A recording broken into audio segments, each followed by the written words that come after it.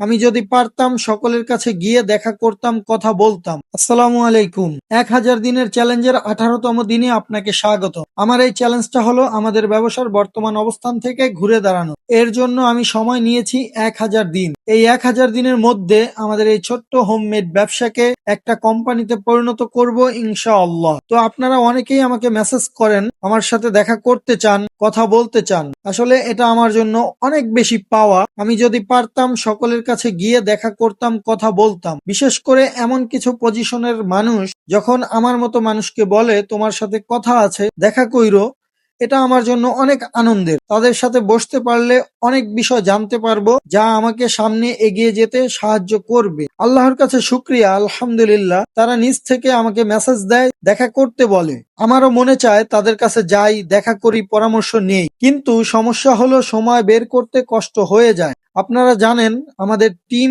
অনেক ছোট, তাই আমাকে সব দিকেই দেখতে হয়। প্রোডাকশনও করতে হয়, কাঁচামালও কিনতে হয়, আবার কাস্টমারের সাথে কথাও বলতে হয়। সব দিকে দেখার কারণে সময় বের করতে অনেক কষ্ট হয়ে যায়। ইনশাআল্লাহ আমার টিম রেডি হয়ে গেলে আমি ঘুরে ঘুরে আপনাদের সাথে দেখা করব, পরামর্শ নিব। তো গত কয়েকদিন আগে এক ভাইকে কথা দিয়েছিলাম তার সাথে দেখা করব, তাই আজকে যেতে হবে বনানী তার সাথে দেখা করতে। তো প্রোডাকশনের কিছু কাজ শেষ করে রওনা দিলাম।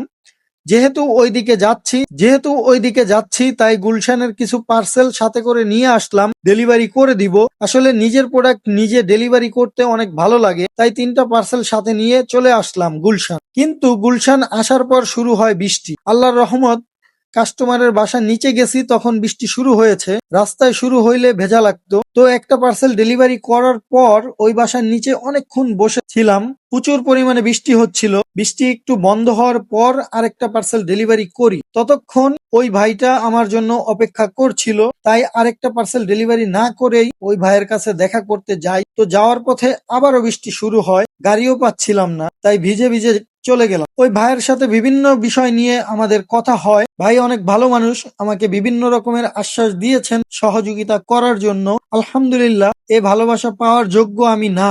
আসলে সারাদিন এত কাজ করে আবার ভিডিও তৈরি করা আমার জন্য খুবই কষ্টের হয়ে যায়, কিন্তু আপনাদের এই ভালোবাসা আমার সব কষ্ট দূর করে দেয় এবং আমি সামনে আগানোর সাহস পাই। যাই হোক, এরপর বাকি আরেকটা পার্সেল ডেলিভারি করার জন্য গুলশান 1-এ যাই। এরিয়াটা খুব নীরব ছিল, ভুতুরে ভুতুরে লাগছিল। পার্সেলটা ডেলিভারি করি, এরপর আবার সমস্যা হয়, গাড়ি পাচ্ছিলাম না। যেহেতু রাত অনেক হয়ে গেছে, পাঠাওতে সিএনজি কল করি, কিন্তু কেউ যেতে চাচ্ছিল না। অবশেষে একটা সিএনজি পেয়েছি, সেটা নিয়ে বাসার দিকে চলে আসি। আস্তে আস্তে রাত 12টা বেজে যায়। তো দোয়া করবেন আমাদের জন্য, আল্লাহ যেন আমাদেরকে সুস্থ